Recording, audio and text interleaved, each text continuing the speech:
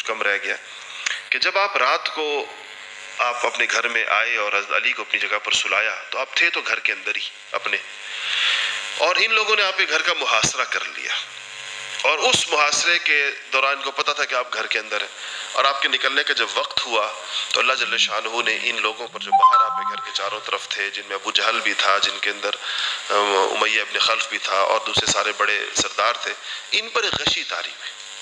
اور اس غشی کی وجہ سے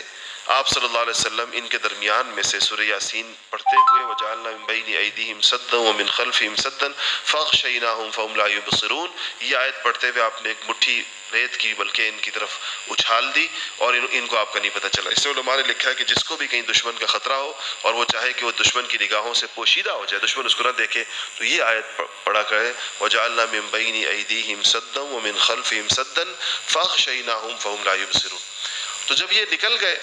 اور پھر صبح کا جب جھٹپٹا ہوا تو ابو جہل نے کہا کہ دروازہ کھول کے دیکھیں، دروازہ کھولا، درمیان میں بھی انہوں نے دروازہ کھولا تو سبز چادر جو آپ کی تھی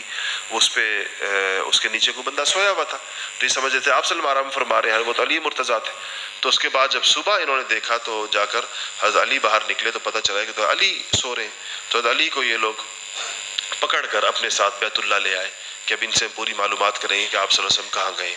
اور حضرت علی رضی اللہ تعالیٰ عنہ کو حضور اکرم صلی اللہ علیہ وسلم نے کوئی تفصیل نہیں بتائی تھی، اور یہ بھی ایک طریقہ رہا آپ کا ہمیشہ کہ آپ جس بندے سے جو چیز متعلق ہوتی تھی اسی کو اس کا علم ہوتا تھا۔ اب اگر وہ حضرت علی رضی اللہ تعالیٰ عنہ پر جتنا بھی تشدد کریں تو ان سے وہ کوئی چیز اس سے نہیں معلوم کر سکتے تھے کہ ان کو نہ آگے کا رستہ پتہ تھا، نہ ان کو یہ پتہ تھا کہ آپ کس کے ساتھ گئے ہیں، نہ یہ پتہ تھا کہ کس طرف گئے ہیں، اور نہ یہ پتہ تھا کہ وہ غار میں رہیں گے، اب وہ کہاں جائیں گے۔ تو یہ تفصیلات آپ کی ہمیشہ سے عادت رہی، اور آپ نے فرمایا بھی ہے کہ اپنے امور میں،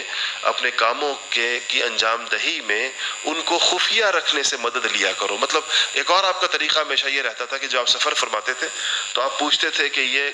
کسی طرف کہ یہ جو رستہ ہے، ایک طرف کا اشارہ کر کے اس رستے کی تفصیلات پوچھتے تھے، لوگ اس کی تفصیلات بیان کرتے تھے، اور اس کے بعد پھر آپ خاموشی کے ساتھ دوسرے رستے کو اختیار کرتے تھے اور اس سے سفر فرمایا کرتے تھے۔